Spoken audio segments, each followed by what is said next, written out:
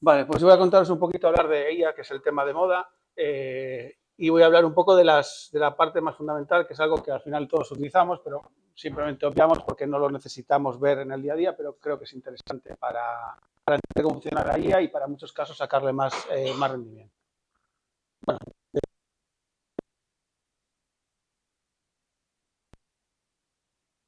soy full stack y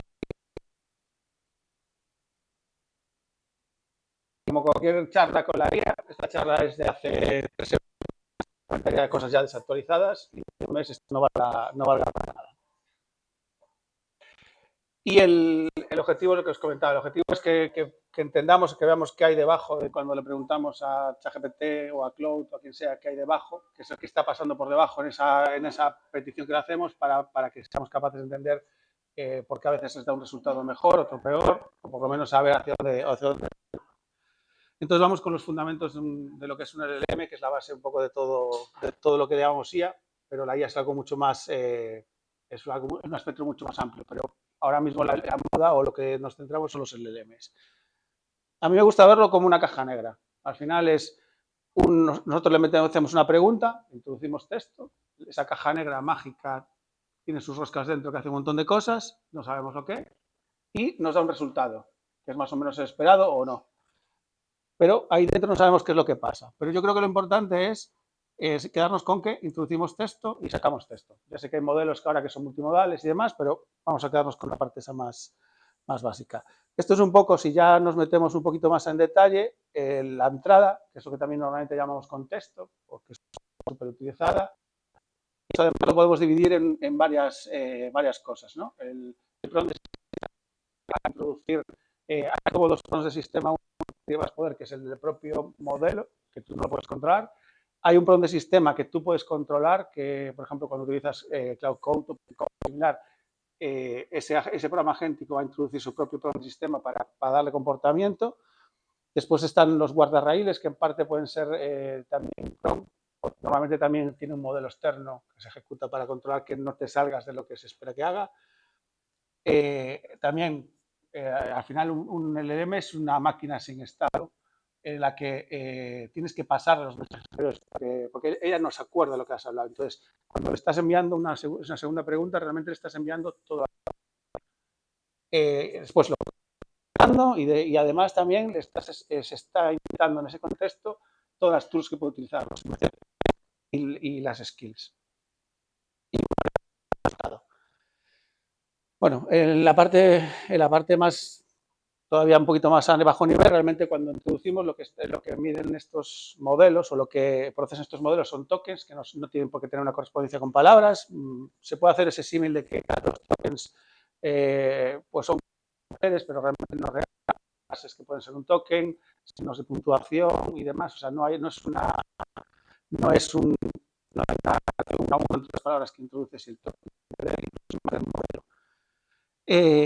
Y también una cosa súper importante, para ahora que cada vez van a empezar a subir de precio, ya lo están haciendo, estos planes, tarifas planas cada vez van a tener menos peso, es mucho más caro la salida que la entrada. O sea, es decir, de hecho normalmente suele ser el triple o el quíntuple, incluso más. Esto, por ejemplo, que decía antes de que se quede actualizado, esto ya se ha quedado actualizado porque, por ejemplo, Copilot, que sí que sigue siendo a día de hoy como basado en request, no en tokens, va a cambiar, o sea que el mes que viene ya también más tokens. La tendencia va a ser hacia el consumo. Hay formas de ese consumo, que es utilizar la caché de tokens, que es lo que hablábamos antes. Al final tú le estás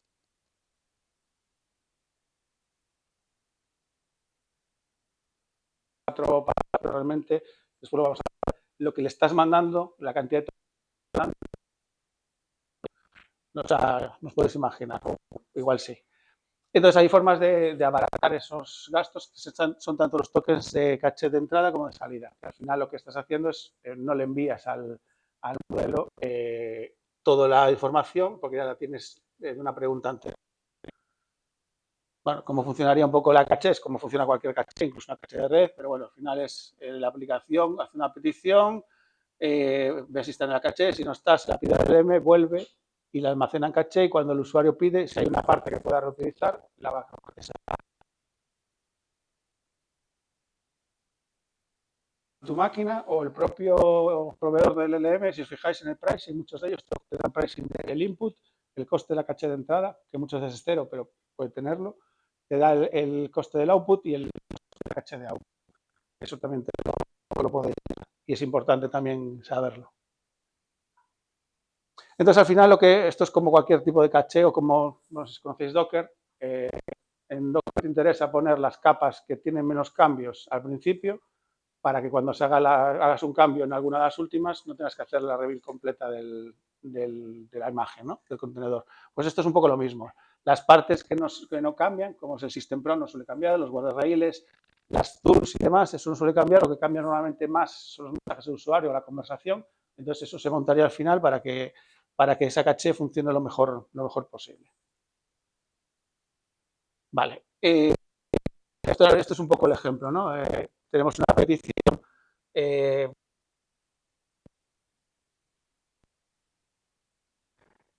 reglas de equipo, que es una cosa que implementa la gente, pues YSMD o similar, la documentación de las APIs, y le haces una pregunta. Eso está frío, va a pedir generar todos los tokens y demás.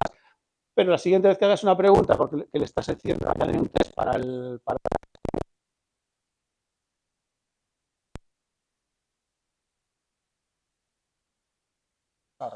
Y no están costando los tokens del modelo.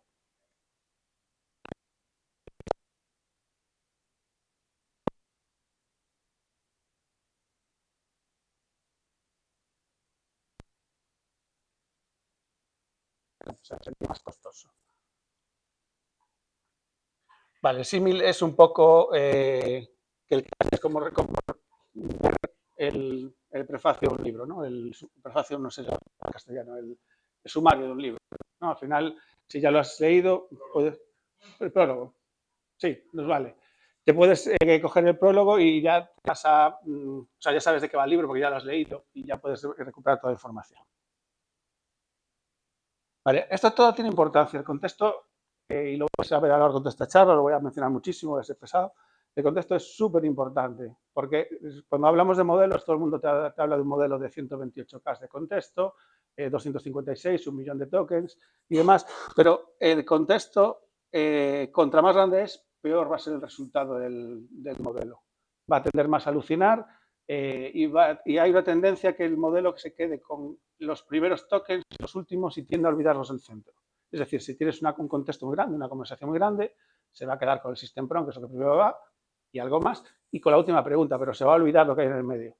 Esta gráfica que hay aquí, esto es oficial de OpenAI, para que se vea el rendimiento del modelo en cuanto pasa de...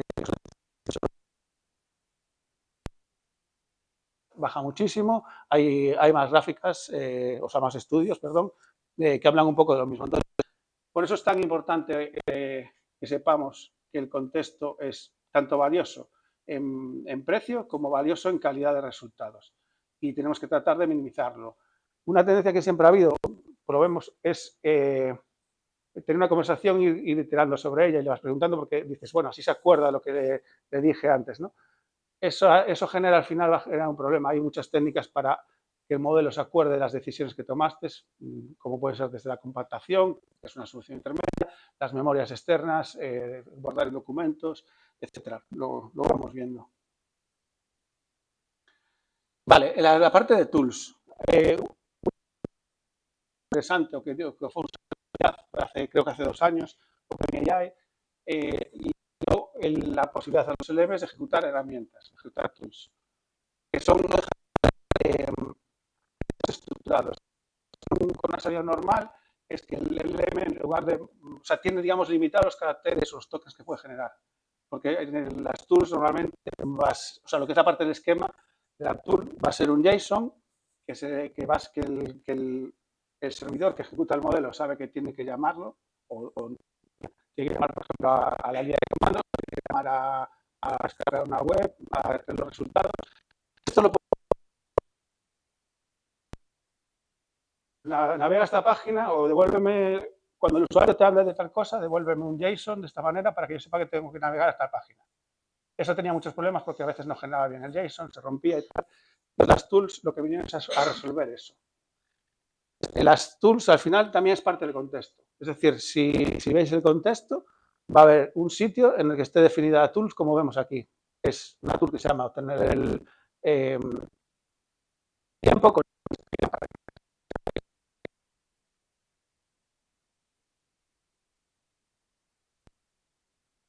que tiene también una eso sería el resultado de una respuesta de una llamada, de una perdón, sería cómo sería la llamada. Quiero llamar a la tool getWeather con el argumento lo que quiero. Vale.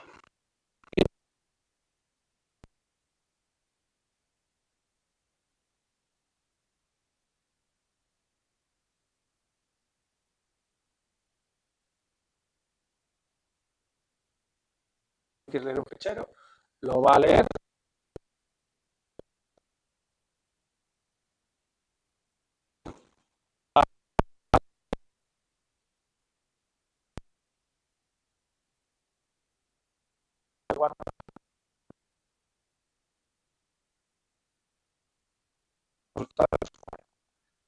Pero estas tools no son mágicas, son tools que tienen definidas en el contexto. Vale. Ahí es un gráfico, pero esa está. Otra cosa también importante relativa al contexto. Como decíamos antes, el contexto es importante y es caro. Entonces, han aparecido poco a poco formas de minimizar ese contexto y o de optimizar la forma de llamar las cosas, y después el tema de las skills, de hacer que la gente, o sea, que el modelo sea capaz de utilizar más herramientas. Bueno, por lo menos, ¿no? Que el contexto es limitado y caro. Entonces, estas son las tres principales extensiones de un contexto, aunque pueda haber más, pero bueno, las principales. Los MVPs, no sé si habéis trabajado con ellos, al final deja de ser, por simplificar un poco, es una tool o una API en la que la IA o el LLM puede interactuar, sabe que está disponible, va a usar cuando considere que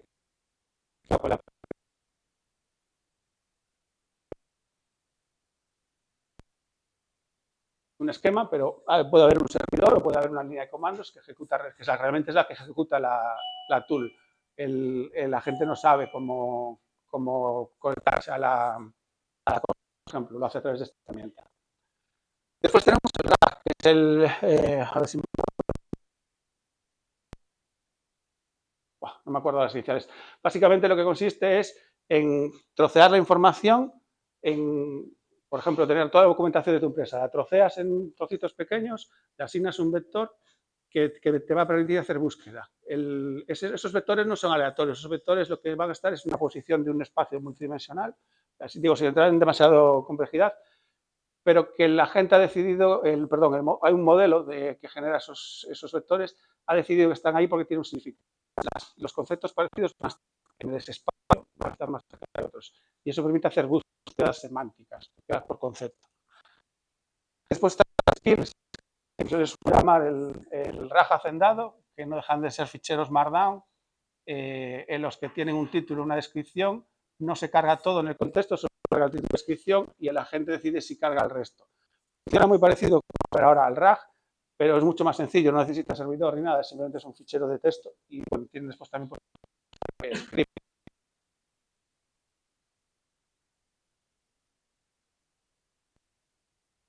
Un RAG es cuando uno hace una query, lo que vamos a observar antes de la documentación de la empresa, imaginaos todos los documentos, van a ser muchísima cantidad de información que a lo mejor ni siquiera es relevante para la pregunta. Lo que va a hacer el RAG es esa información, en lugar de meterla en el contexto y ocuparlo, va a estar en una base de datos vectorial externa.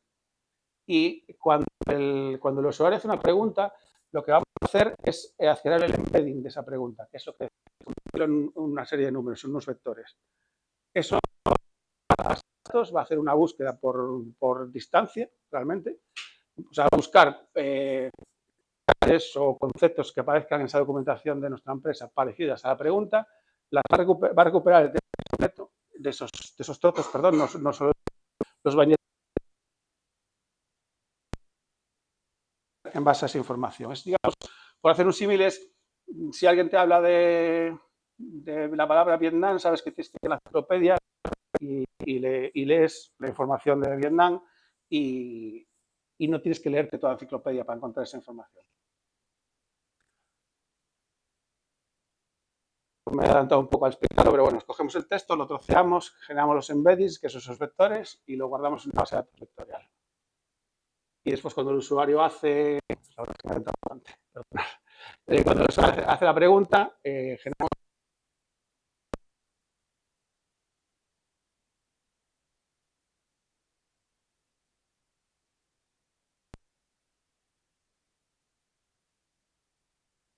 tiene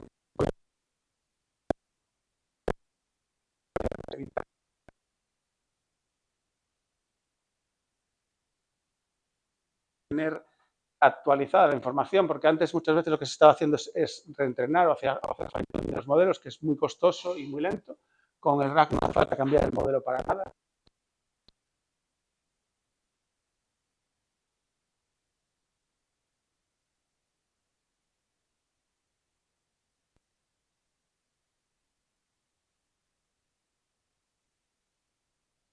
El reentrenamiento.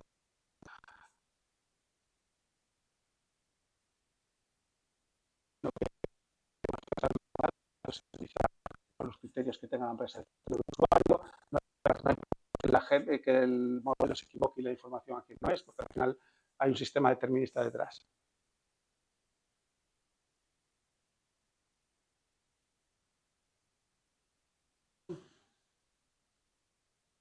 Vale, es que igual esa pregunta también antes. Vale, los MCP es una forma de que es un protocolo en el que te permite a ti como usuario o como desarrollador darle nuevas herramientas al modelo. Vale, por ejemplo, bueno, siempre se hace el símil de que es como un puerto USB, es decir, tú tienes tu modelo que es tu ordenador, le metes un puerto USB y le metes o más memoria o le metes una webcam o le das más funcionalidades. Y es estándar.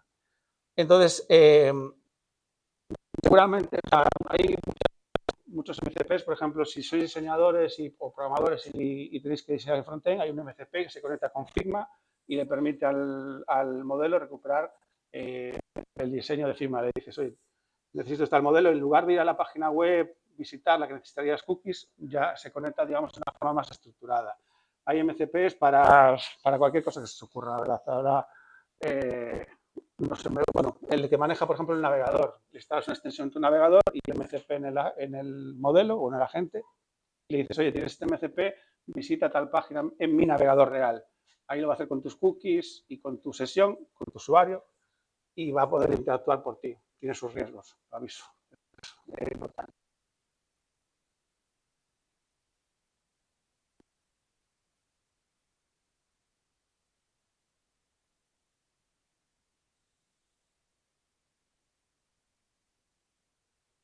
Como siempre me adelanto. Pero bueno, cómo funciona es el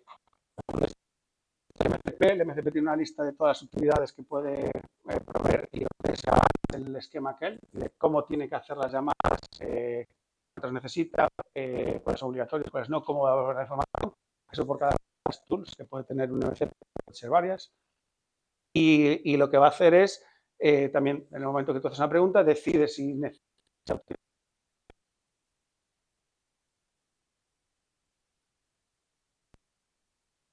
obtiene la respuesta. Una,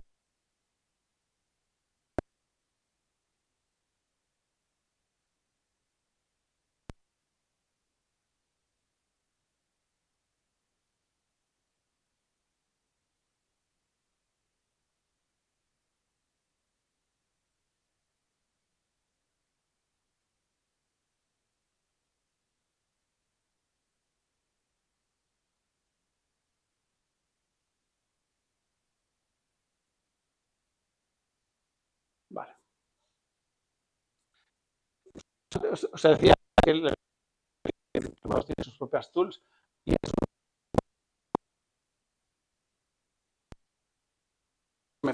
más tools que tú provees.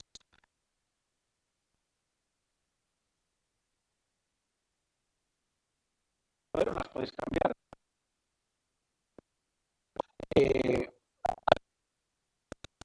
La complejidad porque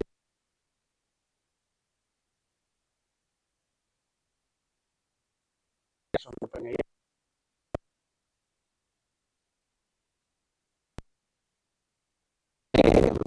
Y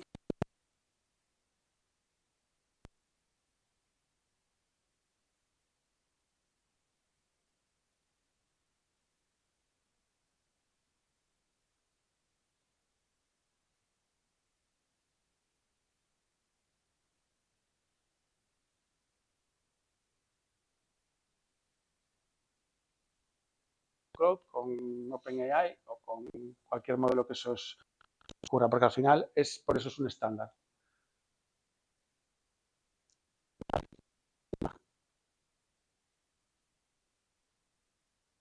Las skills. Al final las skills es también otra forma de dotar a la IA de conocimiento y de saber hacer o cómo hacer ciertas tareas. Sobre todo tareas que no son genéricas. Obviamente, si te pides una receta, la va a sacar o de internet o de su propia memoria, ¿no? De lo que tiene en el propio modelo.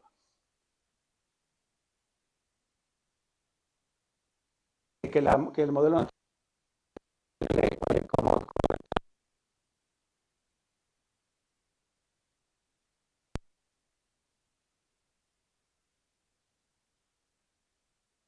pues,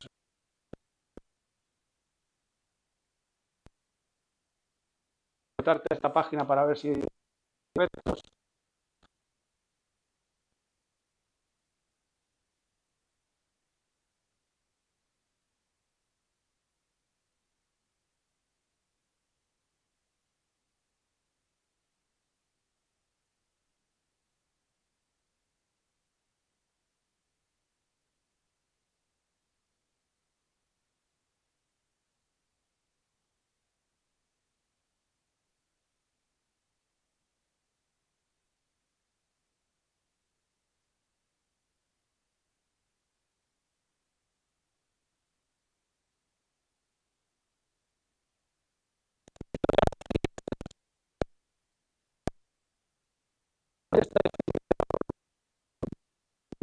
Esto es limitada a 1024 caracteres, muy largo.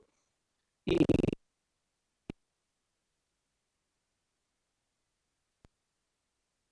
hay gente que tiene muchísimas más. La ventaja que da es todo el contenido de la skill cargado en el contexto. Al final tenemos un índice para que ella, o sea, la IA, sepa cuál.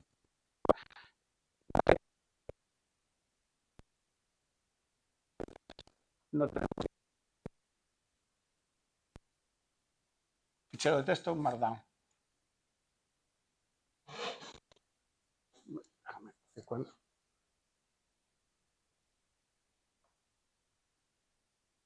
Los beneficios que tiene es que es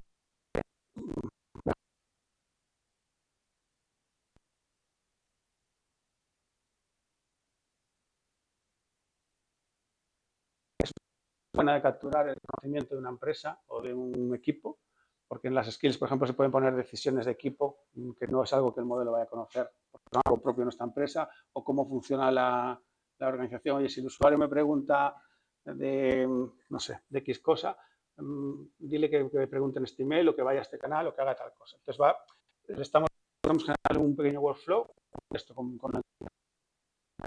y lo que decía, es un servicio externo para funcionar.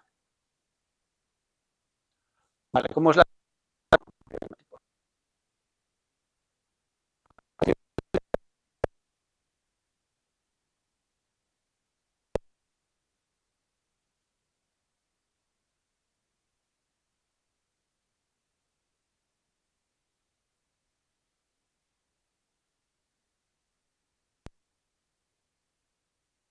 Se le puede decir a la skill que ejecute ese código y vamos a ver, y las referencias son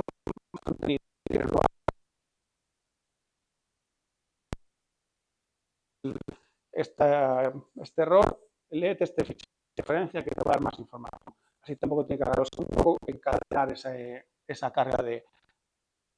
Entonces, bueno, por ejemplo, estas skills te permite preguntar. Vamos a mover, a hacer grab, no tengo aquí el grab, no. La fecha y la hora desde un script de referencia, lo pide en la red y pues le dice, oye, cuando alguien te pregunte por la fecha, utiliza ese script que está en una carpeta, lo ejecutas de esta manera, que está aquí abajo, con ejemplos, siempre es muy bueno dar ejemplos, y lo que te devuelva, fíjate en el reference NTP que te va a decir cómo funciona el protocolo. Vale, aquí estaría el script, bueno, no hace falta que lo veamos, ¿no? Pero básicamente lo que hace es pide la fecha a un servidor, hace una promesa y pide la fecha y la hora con estos argumentos. Y la referencia, pues le está diciendo, pues oye, que el NTP utiliza este puerto, funciona de esta manera, te va a devolver esta información o necesitas esta, bueno. Sin entrar en detalles, le estás diciendo cómo tiene que leer esa información. Aquí lo ideal sería realmente que el script le devolviera la hora exacta y punto, no que tuviera que procesarlo el propio modelo, ¿no? Pero era un poco por tener un ejemplo. Bueno, un pequeño spam. Si utilizáis skills, os habréis dado cuenta de que uno de los problemas que tienes es que tienen que estar en una sola carpeta y si tienes muchas skills es difícil gestionarlas. Si quieres echarle un ojo, he creado una tool que te permite meterlas en su carpeta, activarlas, desactivarlas para que sea con un par de comandos mucho más fácil. Vale, y aquí esto es una pregunta que los que habréis utilizado las dos seguramente tengáis. ¿Qué utiliza MCP una skill? Pues la respuesta.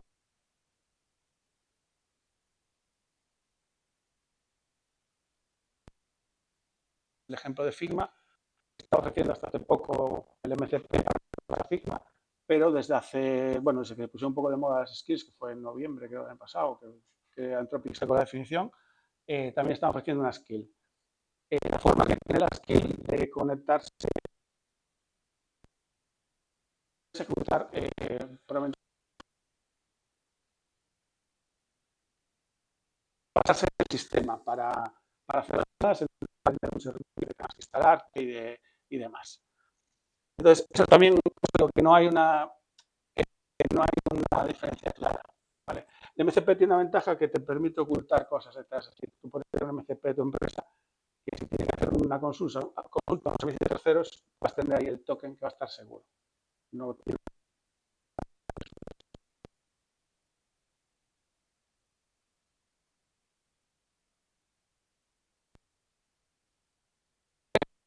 Es importante, el MCP carga más contenido.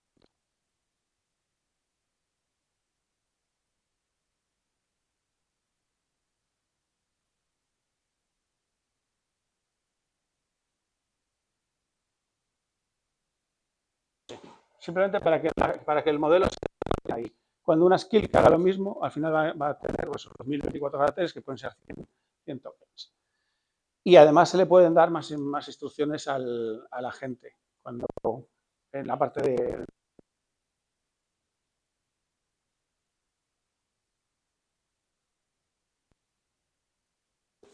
Esto yo creo que es importante o interesante. Esto es la parte, esto también es un prompt que le he hecho con OpenCode, que he hecho a Gemini, que me permitía sacar los logs. Y esto es lo que se le envía a Gemini en bruto. Es un JSON que tiene un montón de partes. La primera es el System Instructions, que tiene un montón de... Ahora lo vamos a ver mejor, que esto está todo... como es un JSON, es bastante difícil de leer para humano. Pero bueno, tiene el System Prompt y bueno, le dice que esto aparte es las instrucciones del sistema. ¿Vale? Y esto sería la vista global. Le pasamos qué modelo vamos a utilizar, la pregunta que le he hecho, que es, además, para variar en mí, tiene faltas de ortografía, qué es lo que hace el usuario, de toda la configuración del modelo, máximos de tokens que quieres que genere, la temperatura, parámetros que solo controla al final, en este caso, la herramienta Gentica, las instrucciones del sistema, que es lo que acabamos de ver antes. Aquí están las tools que hablamos, las declaraciones de las funciones, que estos son los que declara, en este caso, OpenCode. Tiene una tool que es para hacer una pregunta, que pues tiene esta descripción, o sea, sirve para que cuando tienes que hacer una pregunta al usuario, le haga de una forma estructurada para que después la UI te da opciones de pinchar, en vez de ser un texto, ¿no? Y bueno, tienes aquí todo lo que tienes que enviarlo, tienes la herramienta de Bash para conectarse, o sea, para ejecutar comandos del sistema, ya ves que hay un montón de información con lo que puedes responder o no, la herramienta para leer un fichero, la herramienta para hacer búsquedas con Glob, grep, no sé, hay muchísimas. Y insisto, la pregunta era aquella frase pequeña. Y esto todo lo está mandando, más el trocito que vimos antes, lo está mandando en la llamada, como parte del contexto. Hay una tool que es para cargar las skills, ¿vale? Pues aquí están los MCPs, este es la herramienta esta de Google que te permitía diseñar, que tiene varias tools. También están aquí cargadas, las considera tools a nivel interno. Me paro sin lo que veo relevante, pero todavía seguimos con la parte de tools. Y seguimos. Para que os hagáis una idea, voy a decir, cuando hice esta prueba creo que tenía unas 30 o 40 skills instaladas y 4 MCPs. Solo 4. Y está sacando todo esto. Vale. No sé si iba a calcularlo, pero eran no sé si 20 o 30.000 tokens. No sé si lo tengo en una slide, ahora no me acuerdo. Vale, esta es la que, bueno, simplemente cogí un trozo que es la parte de las skills. Vale, esto, perdón, lo estoy diciendo mal. Esto es el output de cuando se utiliza una skill. Yo bueno, no tiene que ver con la otra pregunta, esta sí que es aparte, pero bueno, le pedí, hay una skill que le llamo brainstorming, que lo que hace es, bueno, lo pone aquí abajo, ¿no? Me va a hacer preguntas sobre lo que le he hecho para ir completando el contexto. Lo típico cuando estás haciendo un plan, te va a preguntar, oye, pero esto lo quieres de esta forma o de estas dos opciones lo quieres. O sea, hago que el modelo sea mucho más explícito preguntándome y se pare más, ¿no? Me resulta muy útil. Entonces,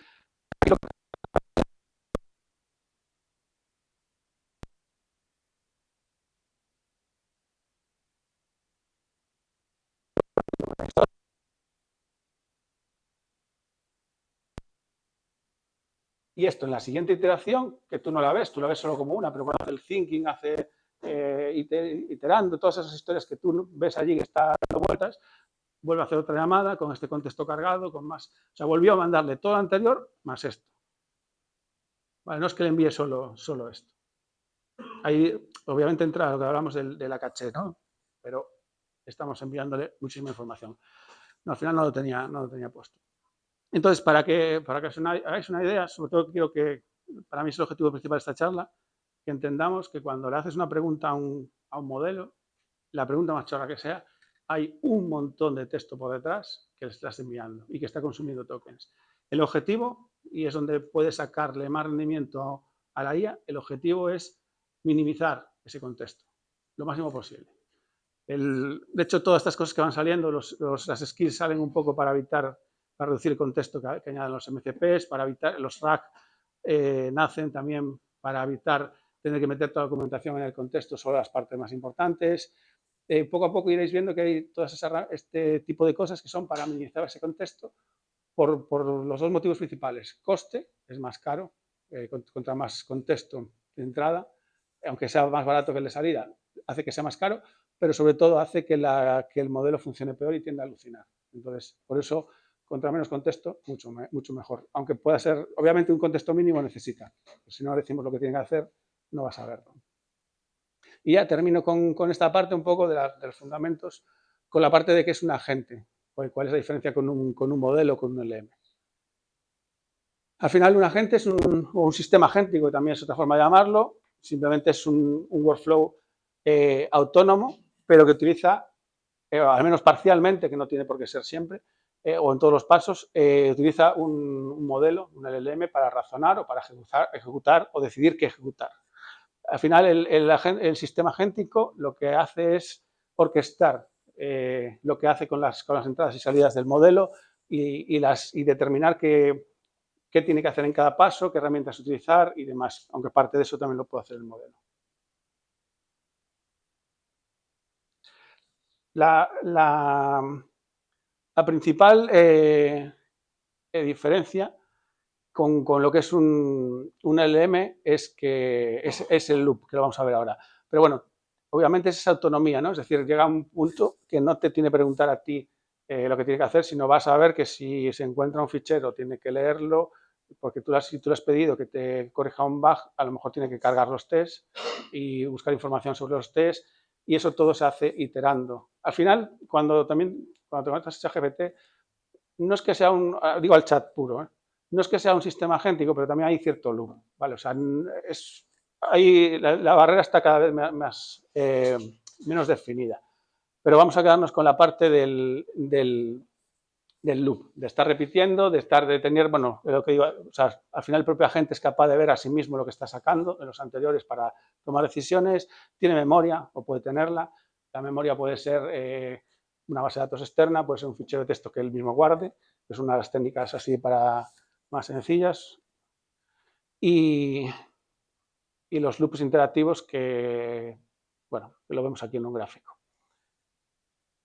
Al final, un agente, simplificándolo mucho, es un LM más las herramientas, más el loop, más, importante, las condiciones de parada o de salida. Esto normalmente no lo defines tú como usuario, viene definido en el prompt inicial o en el propio agente, que es cuando, si ve que el modelo o todo el workflow entra en un flujo que no tiene salida, obviamente para que no esté gastando tokens y que no va a llegar a ningún resultado, porque esto pasa, que se enredan con algo y están dando vueltas, entonces llega un punto y dice, oye, a partir de la tercera repetición por aquí, paras y sale y sacas lo que tengas o das un error o lo que sea. Entonces, por eso es importante definir que eso es una parte de la gente. Al final es que el sistema agéntico le pregunta al LM qué es lo siguiente que tenemos que hacer, decide qué herramienta o qué modelo utilizar. Estas herramientas no son exactamente las mismas que las que hablamos antes. Pueden serlo, pero además hay más herramientas que puede ser otro modelo. ¿Vale? O sea, no tiene por qué ser solo una herramienta. Si decide que lo que ya ha cumplido el objetivo que se le ha pedido sale, si no ve el resultado y sigue iterando.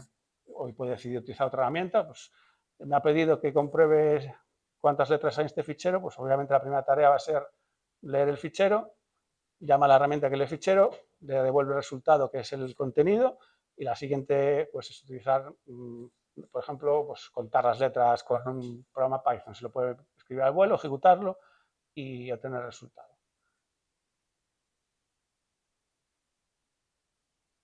Vale. Bueno, lo que pongo ahí, ¿no? Que al final los agentes son mayoritariamente el diseño del runtime. No es un modelo nuevo, ni no deja de ser la forma en que utilizamos los modelos. Y aquí también un poquito para que tengáis idea de cómo pueden funcionar algunos modelos. Bueno, algunos, hay más. De tipos de piezas dentro de ese workflow, no modelos, piezas dentro de ese workflow, componentes, como pongo ahí. He puesto los que tienen robotitos, son los que pueden ser un modelo o son un modelo, y los que son deterministas. Os digo que son deterministas. Entonces, por ejemplo, podemos tener un clasificador. Entiende que el usuario quiere hacer una cosa y decide qué herramientas utilizar. El clasificador también se puede utilizar y de hecho seguramente lo utilizáis de forma indirecta, es desde la 5.3 o 5.2 de ChatGPT, cuando le preguntas algo, si os fijáis a veces decide que va a utilizar más tiempo y va a hacer thinking, cuando la pregunta es complicada. Eso es un agente que ellos llaman de routing, tiene un pequeño modelo, que probablemente es un modelo súper ligero, que decide si la pregunta es compleja, se la pasa al modelo con thinking o le activa el thinking al modelo, si la pregunta es sencilla, intenta responder al vuelo. Entonces, eso ya tenemos un sistema agéntico, aunque no lo estemos viendo como tal. Entonces, es simplemente una zona que es con la información de toda la que tiene y decir cuáles siguientes pasos. Es un modelo del LM, no es determinista, pero a lo mejor el output de una tool es que la validación de ese esquema es algo determinista. Al final es algo que hacemos con programación normal y que no tiene que intervenir el modelo para... hay varios tipos de memoria para hablar, pero puede ser tanto... o sea, la puede controlar tanto un agente, o sea, perdón, un modelo, a veces mezclo las palabras, un modelo o ser deterministas. Deterministas sería en el caso de que sería, por ejemplo, un RAG, pero también le podemos decir al modelo, oye, compacta del contexto o de las últimas averiguaciones que hagas, genera un fichero Markdown y acuérdate de leerlo cada vez que te haga una pregunta. Eso sirve como memoria. La parte de revisión o guardapapeles es lo que comentaba antes. Esto suele ser un agente. Tú le pides que haga una tarea, la que sea, al agente y a lo mejor te va a sacar un texto. Imaginemos que es un artículo. Vale, todo el flujo puede ser más complejo.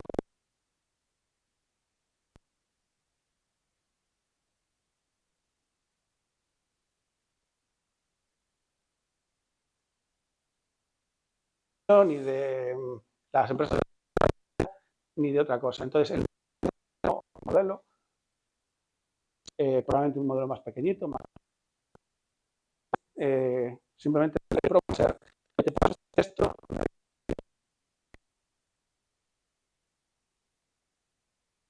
Tienes que especificarlo más, ¿vale? No vale tan genérico. Puntualmente,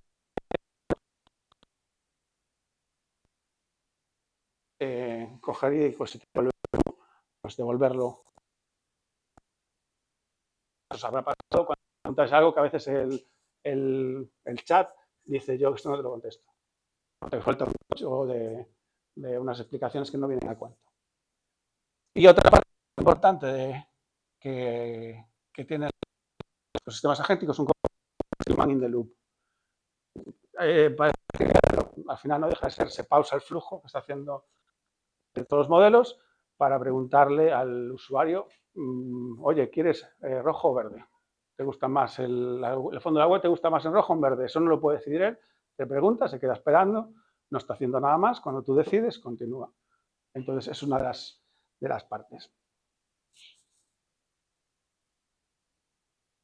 Vale. Lo que decía antes, los modelos en todo el sistema agéntico, todas esas piezas, ahora vamos a ver un gráfico, puede ser el mismo modelo, o sea, pues está utilizando ChatGPT 5.4, puedes utilizar el mismo modelo variándole los parametrización del modelo, es decir, que tienda más a alucinar, que tenga menos, bueno, la famosa temperatura y demás, puede tener contextos diferentes, puede tener herramientas diferentes o no, es decir, una de las piezas, lo que decía antes, la pieza de revisar si esto se cumple, no necesita escribir en un fichero, solo necesita leerlo. Entonces no le damos acceso o no le damos acceso a Internet. Eso todo lo decimos nosotros. También eso, el contexto que le damos, una de las técnicas, eso lo podemos ver en otra charla, pero unas técnicas que de los subagentes, precisamente, y volviendo otra vez a la importancia del contexto, lo que hace es, tienes el agente principal que joder, con la mosca pesadita. Tienes un agente principal que va a dividir, va a generar un plan y va a dividir todo en tareas, que cada una de las tareas se las pasa a un agente. No le va a pasar todo el contexto global, le va a pasar el contexto que necesita el subagente para esa tarea concreta. Entonces, por eso, aunque sea el mismo modelo, va a ser con otro contexto. Entonces, al final cambian las piezas. Pero también, bueno, lo que tengo abajo, que no se me olvide, las reglas de escalación, que es cómo pasar, cuándo tiene que pasar una tarea o delegar una tarea a otro agente o a un subagente. Eso todos son reglas que se le pueden pasar. Y esto al final lo que nos lleva un poco esto, si habéis utilizado herramientas como Cloud Code o similar, al final ellos te van a proveer una serie de agentes preconfigurados con ese comportamiento, o curso, por ejemplo. Tienes el agente que pregunta, ahora ya o sea, lo que era antes el chat, ahora realmente ya es un agente de pregunta que lo que tiene es que no puede escribir, solo puede leer ficheros y responder. El de planning tampoco puede escribir, pero en el PRON es mucho más proactivo buscando y tiene acceso a sus agentes que le permiten investigar de una manera más completa. El de coding, obviamente, puede escribir y después hay un montón de subagentes. Cloud Code, por ejemplo, lo tiene. Cuando dice que está compactando, realmente es un agente que no deja de ser, insisto, un agente no deja de ser un PRON más un modelo, que suele ser un modelo pequeñito, un Haiku similar, que tiene un PRON que dice, oye, de todo esto quédate con las partes más relevantes, con estos motivos y dame un output limitado a tantos caracteres. Y es lo que va a hacer. Nosotros no lo vemos porque están ocultos. Incluso una tontería que es el título. Cuando tú empiezas a hacer una tarea, aparece un título, ¿no?, de la tarea. Eso es el propio modelo, ha delegado a un paso, a un componente, que es otra vez un agente pequeñito, y con la primera pregunta te saca intenta inventarse un título. Hay infinitos, o sea, realmente los que tú quieras. Y la diferencia entre un agente principal y un subagente es que el agente principal se encarga de reunir los resultados y de llamar al subagentes. Y solo suele haber un agente principal, ¿no? Como es el caso. Tú tienes un agente de plan que va a llamar al agente de lectura, al de exploración, al de X, va recopilando toda esa información y se encarga de integrar todos los resultados y darle una respuesta al usuario. Y bueno, como otra vez me vuelvo a adelantar, su agente tiene un scope mucho más, un contexto mucho más pequeñito, tiene las tools limitadas y siempre tiene que devolver algo, un resultado, un artefacto, un fichero, una recomendación, lo que sea. Bueno, aquí es un poquito el esquema. El usuario hace pide algo, pide una tarea, un objetivo. El agente principal decide que tiene que utilizar un subagente o varios, los utiliza, recoge la información, con esa información puede volver a iterar ese loop con otros subagentes, pero al final va a obtener un resultado. Insisto, y vuelvo otra vez a hilarlo con lo de antes. Al final, fijaros que todo es texto y contexto. Y toda la parte de subagentes, además de paralizar y gastar tokens en paralelo, lo que hace es generar un contexto distinto, más optimizado para la tarea que tiene que realizar.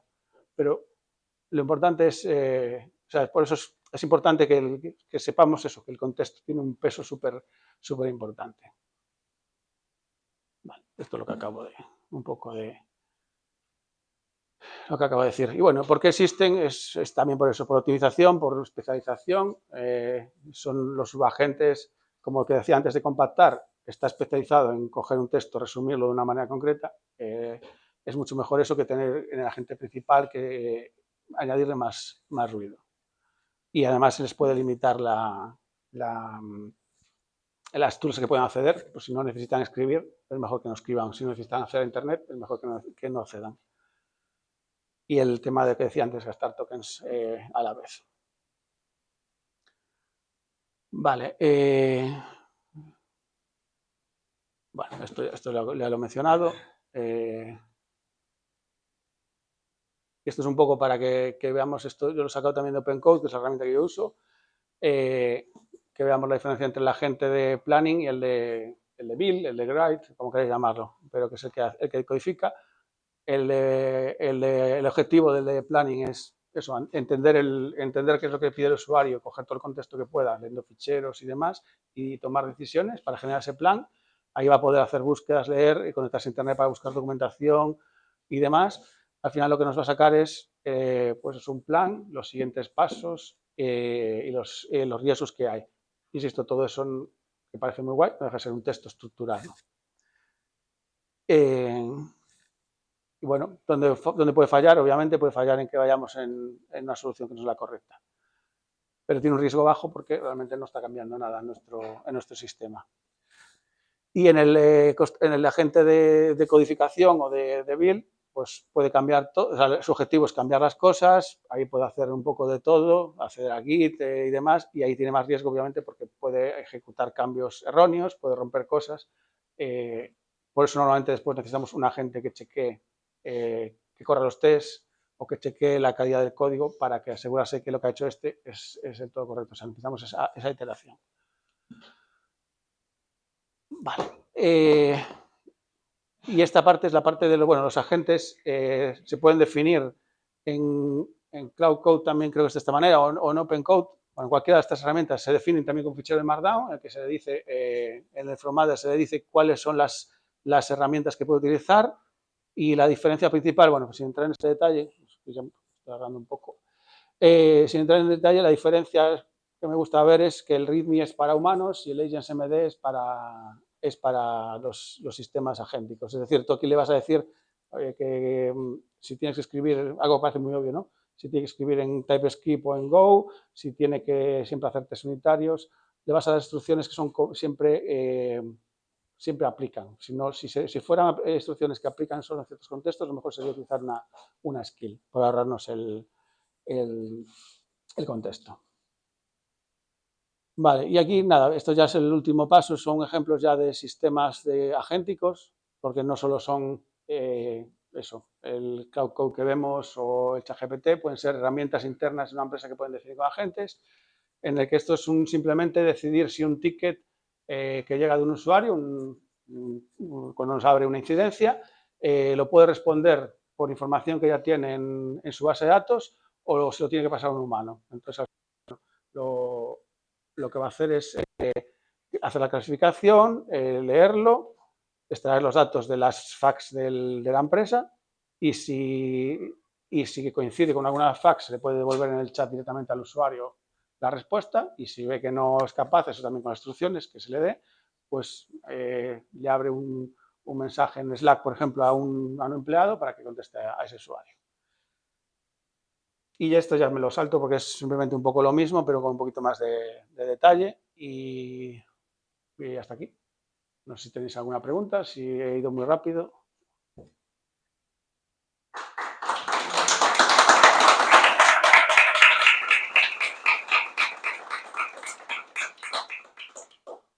Entonces, como conclusión, o sea, decirle buenos días, no. Porque ya consumes 25.000 tokens en Twitter.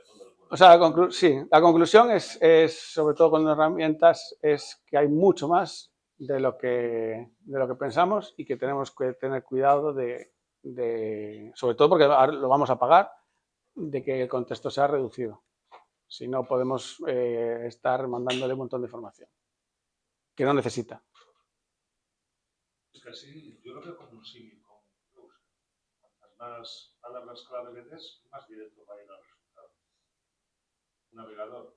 Sí. Pones el más con las comillas, palabra clave. Te refieres a un buscador de tipo Google y demás. Sí, es justo un poco en ese sentido. Al final, lo que le estás acotándole. Al final, la búsqueda, sí. De hecho, eso ayuda también en el propio prompt que tú le escribas. Puedes hacer que vaya hacia un lado, que gaste menos iteraciones, porque esto, bueno, lo he mencionado de forma implícita, que es todas esas iteraciones que vemos siguen incrementando el contexto. Entonces, si la instrucción que le damos la puede resolver en un paso, va a gastar menos tokens que si tiene que hacer 5 pasos. Entonces, eso también es, bueno, es dinero, es tiempo y resultados.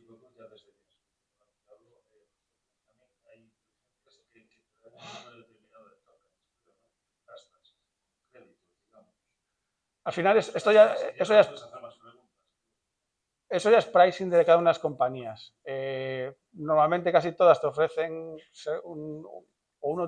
es que pueden hacer de las maneras. Cuando es un típico chat, por ejemplo, OpenAI o similar, a lo mejor te dejan hacer 3 fotos al día, o sea, generar 3 imágenes. Y cuando haces muchas preguntas, lo que hace, creo que, por ejemplo, OpenAI te dice que te va a utilizar un modelo más barato, más básico. Te degrada el modelo, porque para ellos es menos costoso. Pero bueno, al final eso no es técnica, no es algo técnico, es algo de modelo de negocio, que ellos te quieren dar el gancho gratis, pero tampoco que te pases. Sí. Y cuando tú un prompt pones con muchas faltas de ortografía y mal escrito, la IA para sacar las palabras por contexto, gasta más energía. No sé si es una pregunta. A ver, tendría que decirte a alguien que sea más experto en el cómo funcionan los modelos por dentro, pero en principio los modelos al final, bueno, por hacer el símil, sabéis que es como un montón de cables con ruedecitas que están afinados de una manera. Muchas veces las palabras que tú dices, como ya las tienen memorizadas, porque cuando la han entrenado también tiene palabras con faltas de ortografía, van a estar cerca. Es lo que hablaba antes de un espacio multidimensional. La palabra correcta y la errata va a estar cerca. Entonces, para él no hay un... Sí que puede cambiar el resultado, ¿vale? Porque al final hay que pensar que esto es como tirar los dados en cada paso. Aunque va acotado, y es la parte de entrenamiento, al final un modelo, tú le pides la misma pregunta 2 veces, no es determinista, y te va a devolver dos cosas distintas. No tiene por qué devolverte lo mismo. Incluso para preguntas, ¿sabes? Si le pides un texto muy grande es fácil que pudiera cambiar, pero si le dices hola, una vez te va a decir hola, buenos días, hola, ¿qué tal? No sé qué, ¿sabes? Va a cambiar. Y eso todo es porque hay una parte de aleatoriedad, que es la temperatura y demás. Y por eso digo que con que cambies un carácter, al final sí que va a cambiar el resultado. También. Para eso, hay una publicación sobre hablar de la IA en idiomas y el consumo de tokens es mucho mayor dependiendo del idioma. En inglés es como el baseline o el estándar, digamos, a partir de ahí pues, en español es un poco más caro, pero si te vas a los idiomas que estamos hablando de las IAs americanas, si le hablas en indio o le hablas en idiomas árabes y demás, es muchísimo más caro. O sea, el consumo de tokens es muchísimo mayor.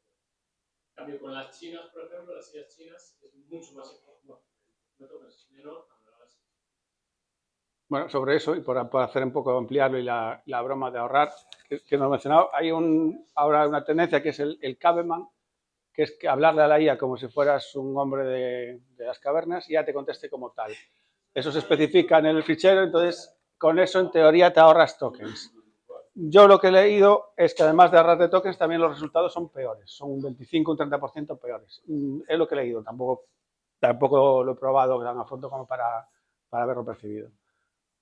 Al final es un poco, y eso también, bueno, no es parte de la charla, pero es algo que todos pensamos con la IA, que escuchamos 20.000 cosas, tenemos muchísimos inputs distintos. Yo creo que el 90%, y me incluyo, absolutamente, estamos dando palos de ciego.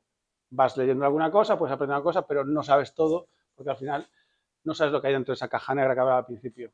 Sabes que entran cosas, joder, con la mosquita. Es Skynet que está preparándose. Pues al final sabes que entran cosas que salen algo que tiene sentido normalmente, pero tampoco puedes garantizar que siempre saque lo mismo. Ni que sea correcto, claro, por supuesto. Por eso decía, lo de las alucinaciones existen. Muchas veces también van por las modas. Estaba pensando ahora en el caso, no sé si lo habéis visto, del que dice, le pregunta a ChatGPT si que quiere lavar el coche y lo tiene lavado a 100 metros, si va en coche o andando. Y el ChatGPT le dice que te andando, que ahorras gasolina. Y claro, eso ahora lo haces esa pregunta y no te responde así. Porque eso todo, yo creo que muchas veces cuando se pone algo de moda o alguna historia que llega tal, lo ajustan, ¿sabes? O puede ser tanto que ajusten el modelo o simplemente en ese System Pro que hablábamos, oye, cuando alguien te pregunta lo del coche, no di esto. Entonces, al final, tampoco sabes lo que está pasando. O sea, lo que ejecutas hoy, el modelo puede ser distinto, tener cambios o lo que ejecutaste hace una semana. Y no tienes capacidad de saber si ha cambiado algo. ¿Sí? No, primero en cuanto a lo del idioma. Realmente el poder, muchas veces lo que pasa es que antes del modelo hay una tokenización. Que muchas veces eso, en plan, por ejemplo, cada OpenAI tiene el suyo, tendrá el suyo. Pero claro, el tokenizador lo que te hace es convertir, a lo mejor, tú que utilizas una palabra, estás caminando, para saber que caminar es el verbo infinitivo, ando es el segundo y tal, te va separando. Y por eso un token no es una palabra, ¿sí? Token, una palabra te la puede dividir en varios. Obviamente en español, como el léxico español es gramaticalmente mucho más que el inglés, creo que también es una consecuencia de que el inglés a priori siempre consuma menos. Y después quería hacerte una pregunta. Sí, dime. Era, que no sé si es porque estoy un poco viciado. Yo en temas de agente estoy usando OpenAI Web. Y al final caí uno que se llama Pi, que es de todos, es el que tiene debajo PinCloud. Y la filosofía que hay detrás del modelo, de la gente en sí, me convence. ¿Por qué? Porque a priori, tal y como lo presenta el creador, es que el MCP es innecesario. Digamos. Sí, las herramientas en sí, la herramienta la tiene que definir la gente, no debería definir algo externo. Y si tú necesitas cualquier herramienta, y yo entiendo que la razón a lo mejor por lo que ahora todo desarrollo siempre tiene un command line interface. Porque es que, claro, si la gente tiene acceso al bash, ya tiene. Puedes hacer cualquier cosa. Por eso, en vez de hacer un MCP o un protocolo más complicado, creo el command line interface, y lo que le digo es con una simple skill, porque no lo hagan, digo, oye, si quieres hacer esto. Entonces, mi pregunta es, tal y como lo creo yo, el MCP está muerto, ¿no? Sí, ¿Tú lo consideras? Yo no me atrevería a decir ni sí ni no, porque me refiero, esto cambia muy rápido. Yo creo que sigue habiendo casos de uso del MCP y sobre todo en lo que aparte que decía, la de ocultar cosas o credenciales al propio agente. Yo, por ejemplo, tengo mi caso. Yo tiendo, si hay una alternativa a skill, prefiero utilizar una skill, ¿vale? En vez de un MCP. Y yo te digo, tengo 4 MCPs contados, y realmente puedo quitarlos todos, que es el de Stitch este, que ya no lo uso. Tengo uno que se conecta al navegador, pero también tengo otra skill que he estado probando y funciona mejor, que es el de Agent Browser, creo que se llama, que también se conecta al navegador por debajo. Y tengo la de Context 7, que es de documentación, pero es que Context 7 también tiene skill ahora. Entonces, las skills cada día tienen menos sentido, pero yo creo que sí que seguirán teniéndolo. Porque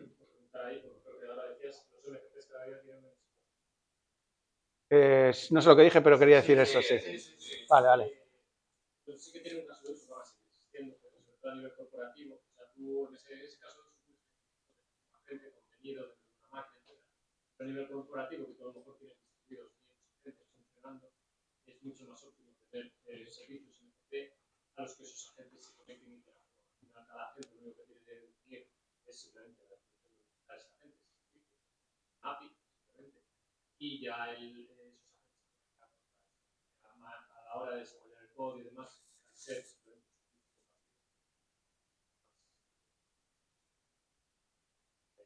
código que todo el mundo comparte, proporcionarlo, es una parte de un servicio que expones, que es una API, lo único que en este caso tiene un protocolo muy bien definido, que es sí que van a seguir existiendo, es otra parte de uso, yo creo que es complementario, como decía, hay muchas veces se solapa. Bueno, antes que justo...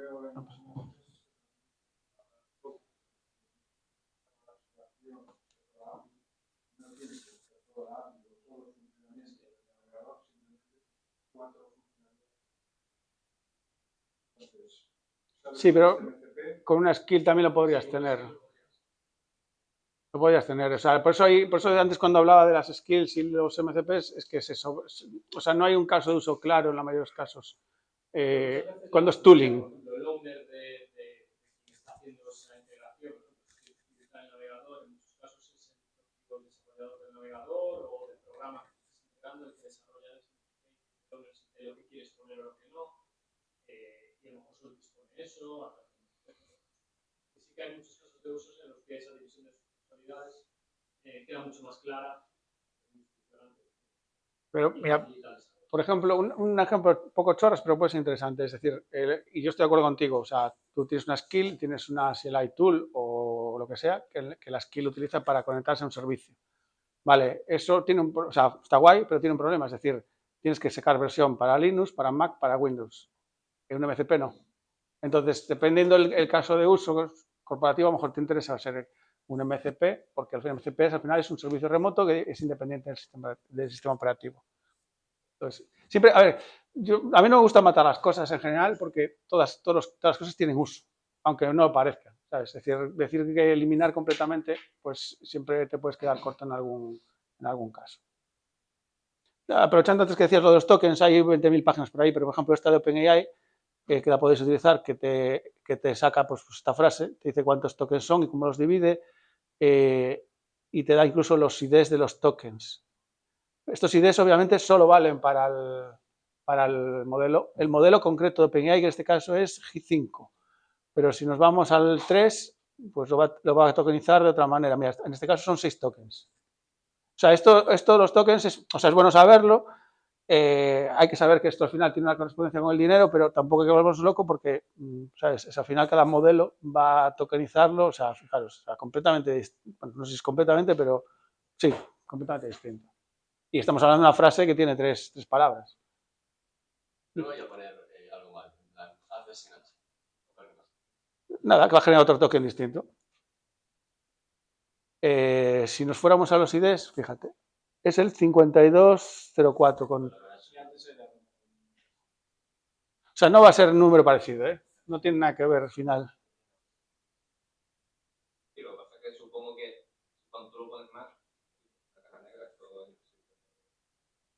entiendo yo que a lo mejor una vez, si le das los toques y una vez que el modelo empieza a procesar, ve la relación, ve la palabra ola, el contexto que hace, dice, vale, esto no se refiere a una ola. Es decir, el modelo Pero esto es más sencillo, o sea, más sencillo entre comillas. Es decir, una vez que tokenizas esto, tú tienes un número. Esto es un vector, que son de 4 dimensiones en este caso, pero puede ser, de hecho, normalmente los embeddings andan de 30 y pico dimensiones o similar. Al final, cada palabra o cada concepto va a tener un vector. Y ese vector no va a estar determinado solo por la palabra ahora, va a estar determinado lo que dices tú por toda la frase. Entonces, al final, si el vector correcto es este con la palabra bien escrito, el otro va a estar un poquito desviado. Pero cuando haga una búsqueda, haga sus engranajes internos de búsqueda y relación, va a estar en un sitio parecido. Entonces, no va a haber tanta diferencia en el resultado. ¿La va a haber? Sí, la va a haber, pero no va a haber tanta.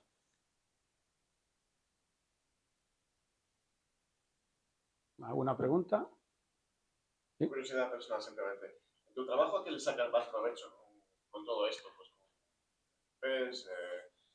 skills, tener agentes que te hagan la documentación, la planificación o los tests.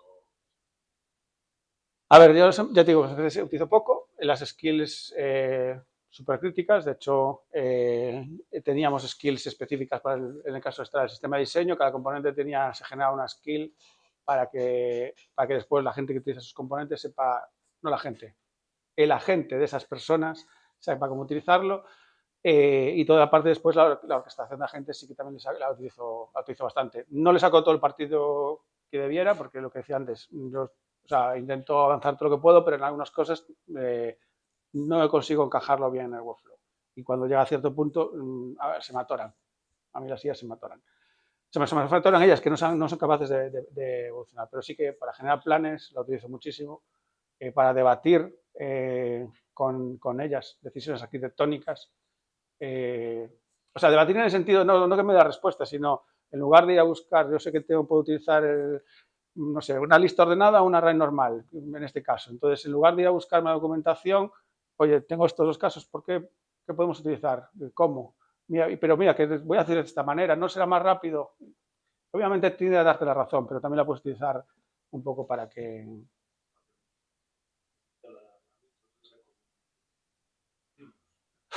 yo no sé hasta cuánto punto eso sumo. Seguramente sea mejor de los modelos que hay ahora, pero es que ahora todas las empresas están intentando colocar su producto. Y ahora ya es descarado, o sea, están intentando rentabilizar. El negocio de la IA es ruinoso y están buscando rentabilizar. Entonces, yo no sé hasta qué punto todos estos anuncios que hacen, el de Anthropic, el Darío, no me acuerdo cómo se apellida, lleva 3 años diciendo que la programación se acabó al final de este año, pero ya lleva 3 años diciéndolo. Y en no sé qué se va a acabar. ¿Por qué? Porque lo que quiere es que la empresa O sea, no sé, puedo hacer aquí la pregunta. ¿Cuántos en sus empresas el CEO o el jefe de producto ha escuchado hablar de cloud, de la IA, y lo primero que ha pensado es vamos a ver cuánta gente podemos despedir y que ya no necesitamos a programadores? Estoy seguro que lo han pensado, lo han intentado y han fallado. Pero bueno, es un debate, ese es otro debate.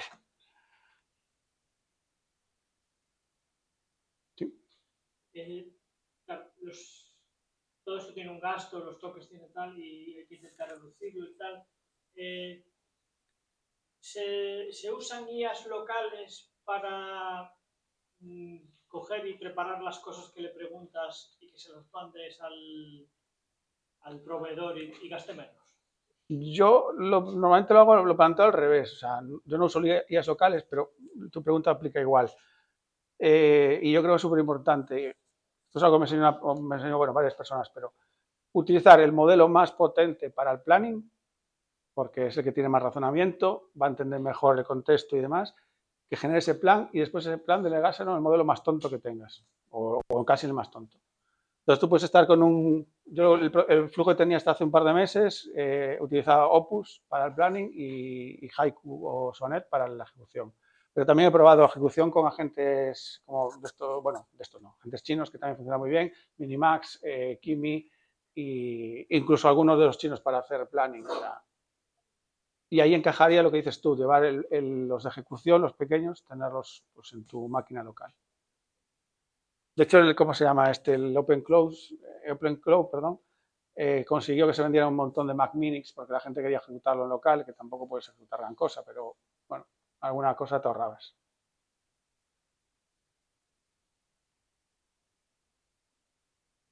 Sí, ¿Te sientes cómodo algo un poco personal?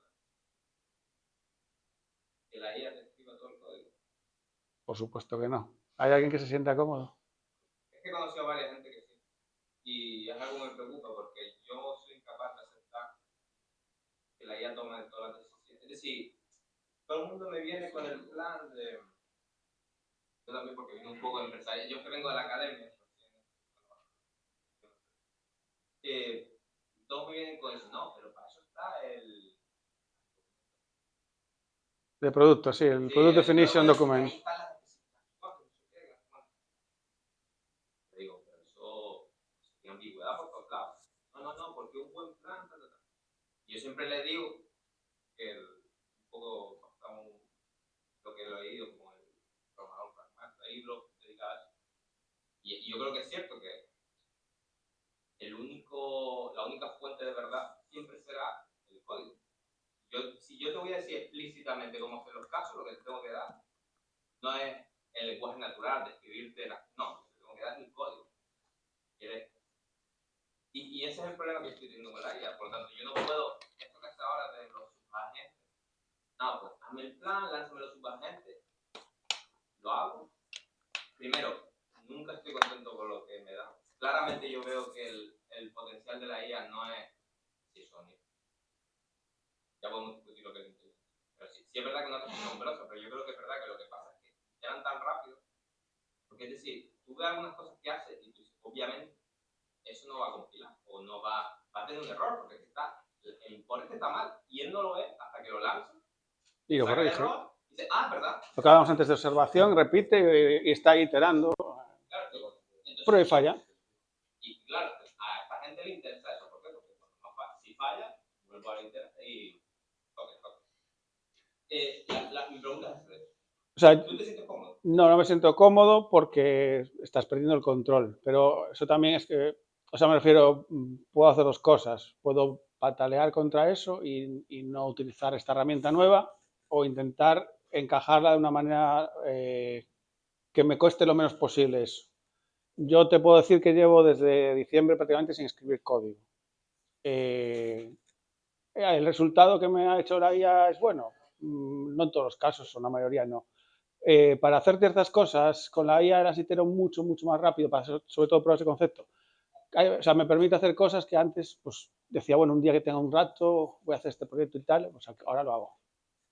Entonces, hay que buscar ese equilibrio. También, esto ya lo hablo con más gente, también mi punto de vista es que con la excusa de la IA se están saltando muchos pasos que no tienen nada que ver con la IA, en los procesos de ingeniería, en los procesos de calidad. Con la excusa de, me refiero, metemos la IA, nos saltamos un montón de cosas como la QA, los tests, las revisiones y decimos, es que la IA es rapidísima. Y claro, estamos haciendo trampas al solitario porque estamos quitándole pasos. A la IA le permitimos no hacer ciertas cosas y nosotros como humanos las hacemos. Sí. Un poco rara, pero bueno, a ver. Los modelos que se usan, ¿no? O sea, te piensas mucho qué datos mandas, o sea, datos empresariales, que mandárselos a la IA. Si hay alguna IA que sea un poco segura que no utilice tus datos para entrenar modelos, A ver, eso es más... Sí, perdón, la pregunta es interesante. Puedes mandárselos dependiendo del contrato que tengas con la empresa. O sea, por ejemplo, yo en la empresa en la que trabajaba, en Factorial, habían hecho un acuerdo con Cursor para darnos Cursor a todos los empleados y tenían un NDA. Es decir, Cursor no podía utilizar los datos para entrenar. Si te vas, por ejemplo, a la documentación de OpenAI de la API, te dicen que si es de pago, no utilizan tus datos, los retienen 30 días, creo, por temas de compliance, de seguridad y demás, pero no los dicen que no los utilizan para entrenar. O sea, ya, bueno, tienes que fiarte de lo que pone el contrato, ¿no? Pero bueno, no sé qué será ahí además. Yo creo que cualquiera, bueno, aquí a lo mejor cualquiera tiene otro, o sea, cualquier otra persona puede aportar una opinión, pero si tienes un problema con la seguridad de los datos o que no quieres que salgan, probablemente ahí tengas que irte a un modelo local.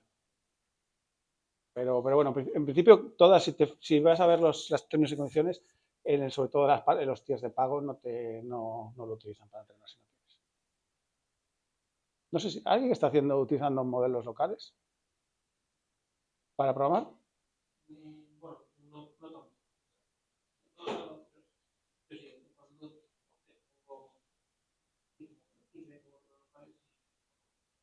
tengo nuevo y me gusta hablarte. Pero entiendo que son modelos relativamente pequeños, ¿no? Porque ejecutar un modelo Frontier en local es imposible.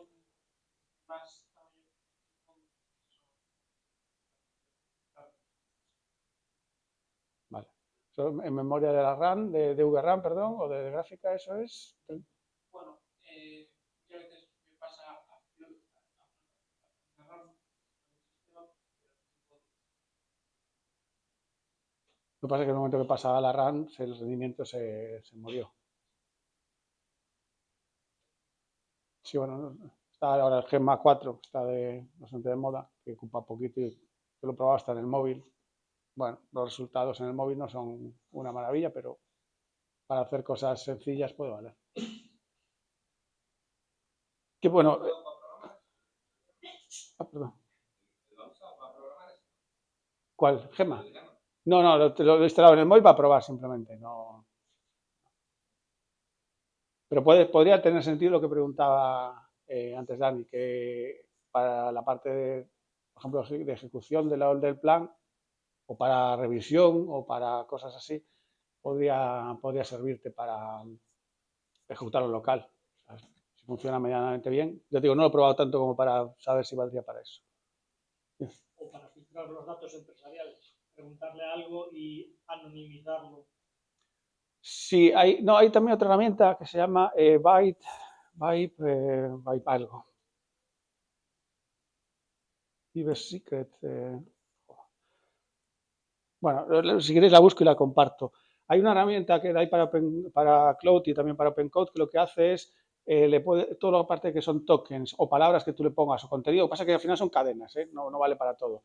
Lo que hace de proxy entre tu terminal y lo que se le envía al modelo. Entonces lo sustituye la cadena, por ejemplo, una variable de entorno de un token, lo sustituye por un ID, el modelo lo procesa y cuando devuelve lo que tenga que hacer con él, devuelve esa ID y esa herramienta se encarga de reemplazarla por el valor original.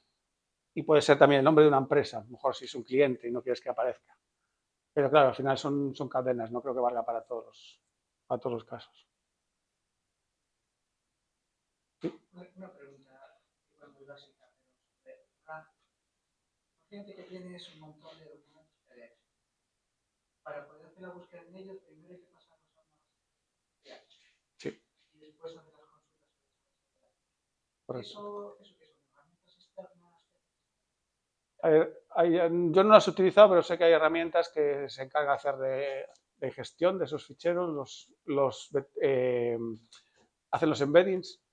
Eso tiene coste también, porque al final es un modelo que estás ejecutando, es un modelo pequeñito y solo tienes que hacer una vez cada vez que lo hagas, vamos, no por cada consulta. Eso lo guarda en una base de datos que tienes que tener en algún sitio y aunque hay ahora una extensión de SQLite para temas vectoriales que funciona bastante bien con datos, bueno, con más de los que pueda aparecer.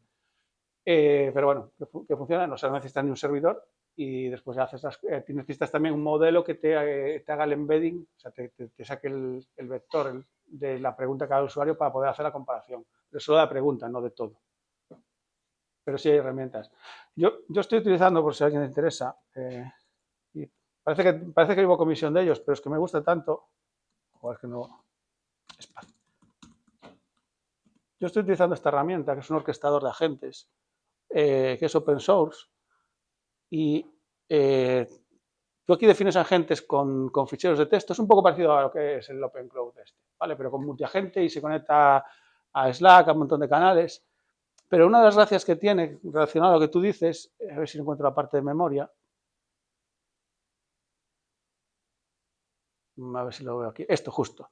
Tú le tiras un fichero de lo que sea ahí y él ya hace la vectorización, hace los embeddings y tú después con el chat, cuando le vais a preguntar sobre algo, él ya tiene eso vectorizado y te puede contestar sobre esos documentos. Entonces no tienes ni que hacer, ¿sabes?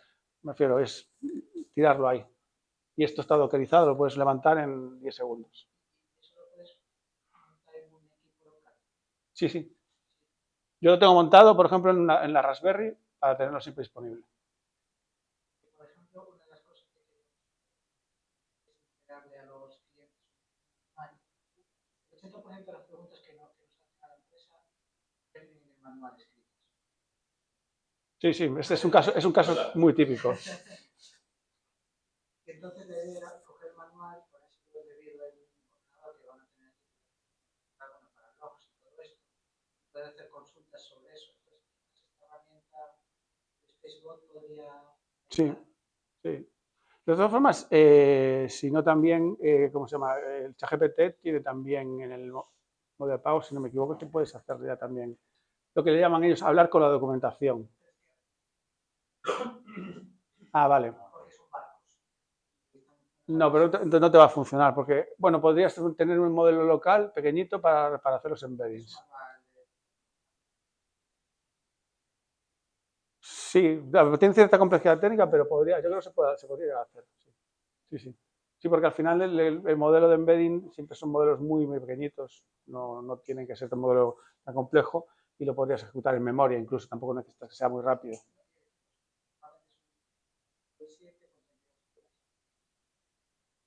Ahí lo que más te va a ayudar es la tarjeta gráfica. Bueno, a ver, para un modelo pequeñito habría que probarlo. Sí, sí, sí. Pero bueno, hay más herramientas más ligeras a lo mejor. También lo digo porque por si quieres echarle un vistazo. Nada. ¿Terminamos? ¿O alguna pregunta? Nada.